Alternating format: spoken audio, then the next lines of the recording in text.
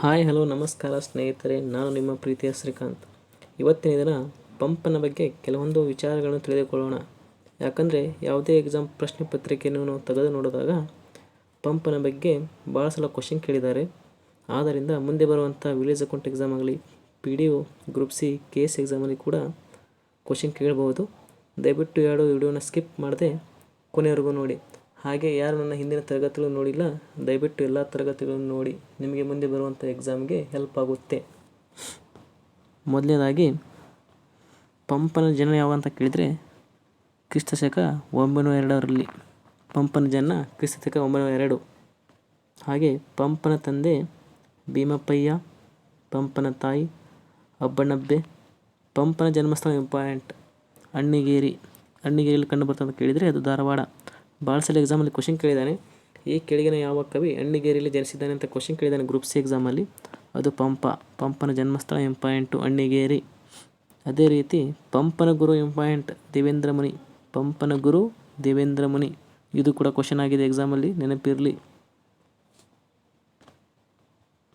ನಂತರ ಪಂಪನ ಬಿರುದುಗಳು, ಇವು ಎಕ್ಸಾಮಲ್ಲಿ ನಮಗೆ ಕ್ವಶನ್ ಕೇಳ್ತಾ ಬರ್ತಾನೆ.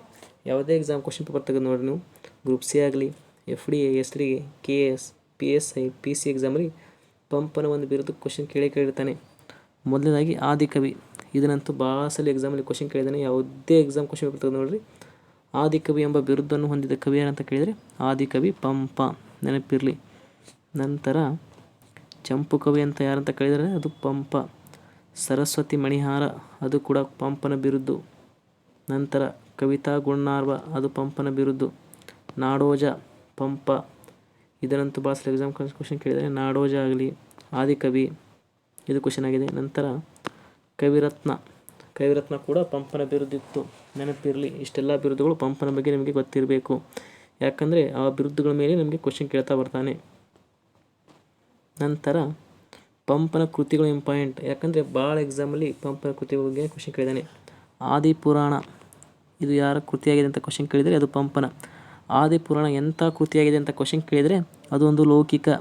ಆದಿಪುರಾಣ ಒಂದು ಲೌಕಿಕ ಕೃತಿಯಾಗಿದೆ. ಇದನ್ನು ಕೂಡ ಎಕ್ಸಾಮಲ್ಲಿ ಕ್ವಶನ್ ಕೇಳಿದ್ದಾನೆ, ನೆನಪಿರಲಿ. ನಂತರ ಪಂಪನ ಇನ್ನೊಂದು ಪ್ರಸಿದ್ಧವಾದ ಕೃತಿ ಅಂದರೆ ವಿಕ್ರಮಾರ್ಜುನ ವಿಜಯ ಕೃತಿ ಯಾರ್ದಂತ ಕ್ವಶನ್ ಕೇಳಿದರೆ ಅದು ಪಂಪನ. ವಿಕ್ರಮಾರ್ಜುನ ವಿಜಯಕ್ಕೆ ಇರುವ ಇನ್ನೊಂದು ಹೆಸರು ಅಂತ ಕೇಳಿದರೆ ಅದು ಪಂಪ ಭಾರತ, ನೆನಪಿರಲಿ. ಪಂಪ ಭಾರತ ಅಂದರೂ ಒಂದೇ, ವಿಕ್ರಮಾರ್ಜುನ ವಿಜಯ ಅಂತ ಅಂದರೂ ಒಂದೇ. ಎಂಥ ಕಾವ್ಯ ಅಂತ, ಎಂಥ ಕೃತಿ ಅಂತ ಕೇಳಿದರೆ ಅದು ಅಲೌಕಿಕ. ವಿಕ್ರಮಾರ್ಜುನ ವಿಜಯ ಅಲೌಕಿಕ, ನೆನಪಿರಲಿ. ನಂತರ ಪಂಪನ ಆಶ್ರಯದಾತ ನಮಗೆ ಕ್ವಶನ್ ಕೇಳ್ತಾ ಬರ್ತಾನೆ. ಯಾವುದೇ ಎಕ್ಸಾಮ್ ಬರ್ರಿ, ಆಶ್ರಯದಾತರ ಬಗ್ಗೆ ಕ್ವಶನ್ ಕೇಳಿರ್ತಾನೆ, ನೆನಪಿಟ್ಟುವರಿ. ಪಂಪನ ಆಶ್ರಯದಾತ ಎರಡನೇ ಅರಕೇಸರಿ ಪಂಪನ ಆಶ್ರಯದಾತ. ಎರಡನೇ ಅರಕೇಸರಿ ಯಾವ ವಂಶಕ್ಕೆ ಸೇರಿದ ಅಂತ ಕ್ವಶನ್ ಕೇಳಿದರೆ ಅದು ಚಾಲುಕ್ಯ ವಂಶ, ನೆನಪಿರಲಿ. ರಗಳೆಯನ್ನು ಮೊಟ್ಟ ಮೊದಲು ಬಳಸಿದ ಕವಿ ಯಾರಂತ ಕ್ವಶನ್ ಕೇಳಿದರೆ ಅದು ಪಂಪ. ಇದನ್ನು ಲಾಸ್ಟ್ ಟೈಮ್ ಗ್ರೂಪ್ ಸಿ ಎಕ್ಸಾಮಲ್ಲಿ ಕ್ವಶನ್ ಕೇಳಿದ. ರಗಳೆಯನ್ನು ಮೊಟ್ಟ ಮೊದಲು ಬಳಸಿದ ಕವಿ ಅಂತ ಕ್ವಶನ್ ಕೇಳಿದರೆ ಅದು ಪಂಪ ಮೊದಲನೇದಾಗಿ ರಗಳೆಯನ್ನು ಬಳಸುತ್ತಾನೆ, ನೆನಪಿರಲಿ. ಅದೇ ರೀತಿ ಪಂಪನ ಕೆಲವೊಂದು ವ್ಯಾಖ್ಯೆಗಳು ನಮಗೆ ಕ್ವಶನ್ ಕೇಳ್ತಾ ಬರ್ತಾನೆ ಎಕ್ಸಾಮಲ್ಲಿ. ಇಲ್ಲಿ ನೋಡಿರಿ, ಪಂಪನು ಕನ್ನಡದ ಕಾಳಿದಾಸನೆಂದು ಕರೆದವರು ಯಾರಂತ ಕ್ವಶನ್ ಕೇಳಿದರೆ ಅದು ತೀನಂ ಶ್ರೀಕಂಠಯ್ಯ ಪಂಪನು ಕನ್ನಡದ ಕಾಳಿದಾಸನೆಂದು ಕರೆದವರು. ಇದು ಕೂಡ ಕ್ವಶನ್ ಕೇಳಿದ್ದಾನೆ, ನೆನಪಿರಲಿ. ಅದೇ ರೀತಿ ಈ ವ್ಯಾಖ್ಯೆ ನೆನಪಿರಲಿ, ಯಾಕಂದರೆ ಈ ವ್ಯಾಖ್ಯದ ಮೇಲೆ ಕ್ವಶನ್ ಭಾಳ ಸಲ ಎಕ್ಸಾಮಲ್ಲಿ ಕ್ವಶನ್ ಕೇಳಿದ್ದಾನೆ. ಈ ಪವಿತ್ರ ಬನವಾಸಿಯಲ್ಲಿ ಮನುಷ್ಯನಾಗಿ ಮರುಜನ್ಮ ಸಾಧ್ಯವಾಗದಿದ್ದರೆ ಕೋಗಿಲೆಯಾಗಿ ಇಲ್ಲವೇ ಮರುದುಂಬಿಯಾಗಿ ಹುಟ್ಟಬೇಕೆಂದು ಬಯಸುತ್ತೇನೆ. ಈ ವಾಕ್ಯವನ್ನು ನೀಡಿದ ಕವಿಯರು ಅಂತ ಕ್ವಶನ್ ಕೇಳಿದರೆ ಅದು ಪಂಪ. ಬನವಾಸಿ ಅಂತ ಯಾವುದೇ ವಾಕ್ಯದಲ್ಲಿ ಬನವಾಸಿ ಅಂತ ಬಂದರೆ ಅದು ಪಂಪನಿಗೆ ಸಂಬಂಧವಾಗಿರ್ತದೆ, ಅದರಿಂದ ನೆನಪಿರಲಿ. ಇಷ್ಟೆಲ್ಲ ಮಾಹಿತಿ ನೀವು ಪಂಪನ ಬಗ್ಗೆ ತಿಳಿದಿರಲೇಬೇಕು. ಯಾಕಂದರೆ ಯಾವುದೇ ಎಕ್ಸಾಮ್ ಬರ್ರಿ, ಪಂಪನ ಬಗ್ಗೆ ಒಂದಿಲ್ಲ ಎರಡು ಕ್ವಶನ್ ಕೇಳಿರ್ತಾನೆ. ಆದ್ದರಿಂದ ನಾನು ನೀಡಿದಂಥ ಮಾಹಿತಿ ತಮಗೆ ಇಷ್ಟವಾಗಿದ್ದರೆ ನನ್ನ ಚಾನಲ್ನ ಸಬ್ಸ್ಕ್ರೈಬ್ ಮಾಡಿ, ಶೇರ್ ಮಾಡಿ, ಲೈಕ್ ಮಾಡಿ.